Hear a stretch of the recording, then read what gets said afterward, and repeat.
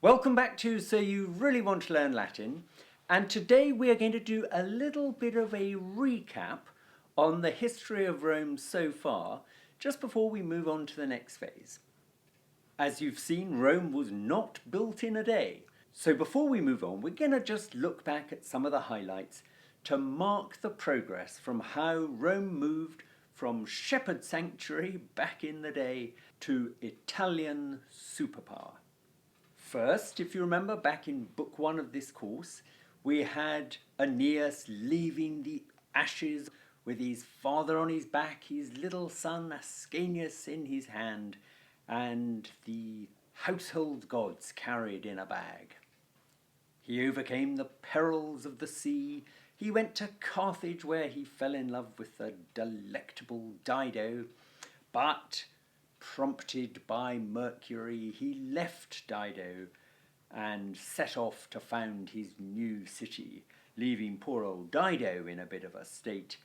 And as she lay on her funeral pyre, she promised eternal revenge on the Romans.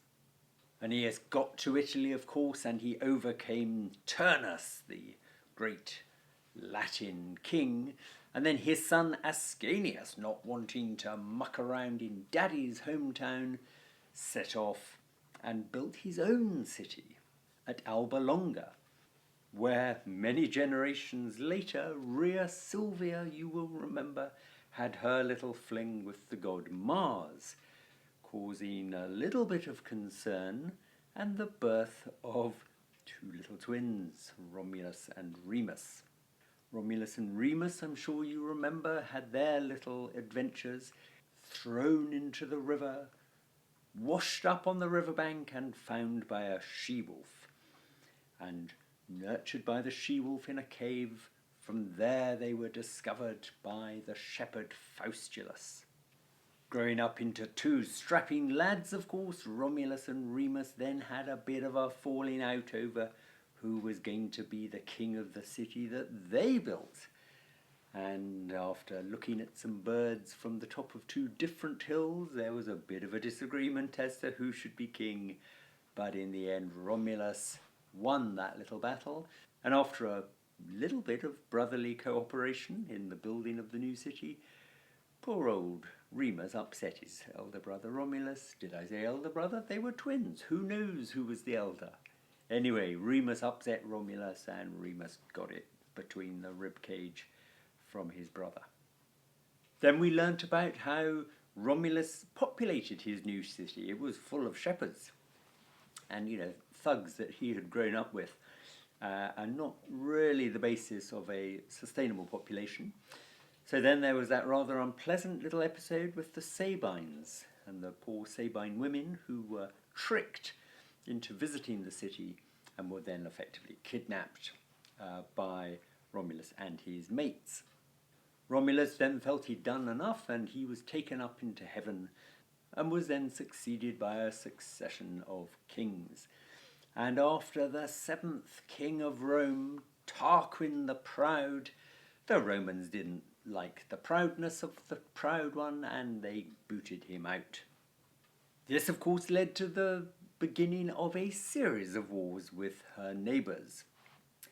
Tarquin went off to meet his old chum Lars Porsena of Clusium, and the Etruscans came thundering over the horizon to invade the city.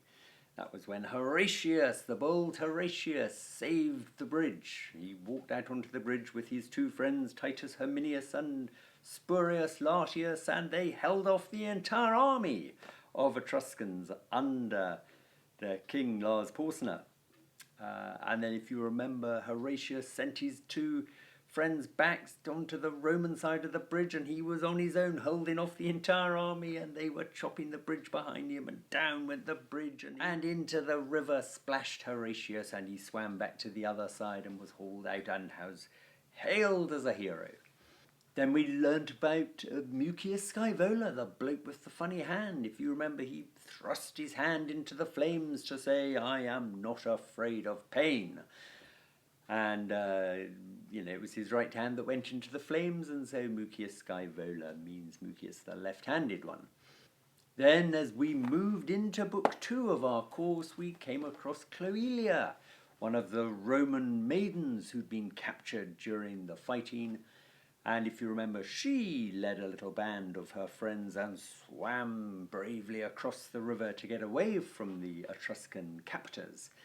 But then the Romans were so noble, they sent them back and said there was a truce, you can't come escaping. And then the Etruscans thought, blimey, these Romans are incredible people. You know, they don't give up when we fight them, and then when their people escape, they send them back, and this is all too much.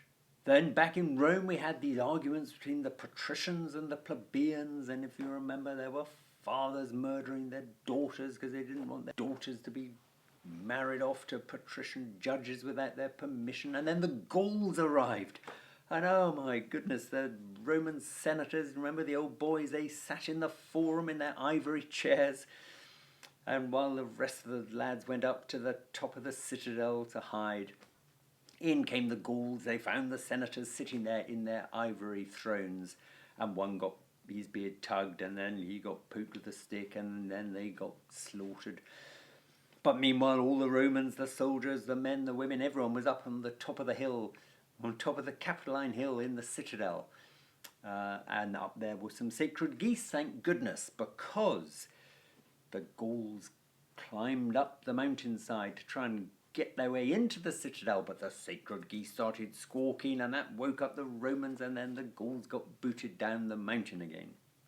Then we learned about Manlius Torquatus, who got his silly nickname because of the thing he had round his neck.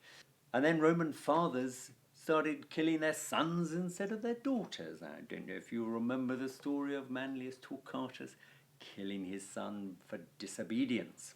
And then the Romans turned on the rest of the Italian sort of tribes around them, and it was the Samnites who got the thick edge of the boot of the Roman people. They didn't much like it, so they appealed for help to King Pyrrhic. And he came over to Italy with a huge army and a load of elephants. And we had all sorts of stories of, the Pyrrhic and his army defeating the Romans, but thinking, blimey, I've lost so many men. If I carry on winning victories like this, I'm going to be absolutely destroyed. Thus, the Pyrrhic victory.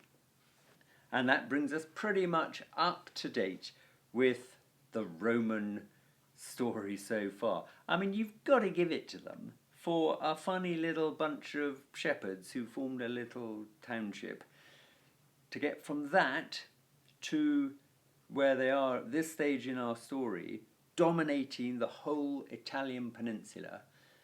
It's not too shabby. And what we're going to learn about next is when they come up against the Carthaginians. That's the descendants of Dido, who put that curse on them all those years ago. So until then, hold on to your hats, keep sticking away at the Latin Tuesdays and Fridays. See you back here on this channel very soon. Any problems, leave me a comment in the comment box below.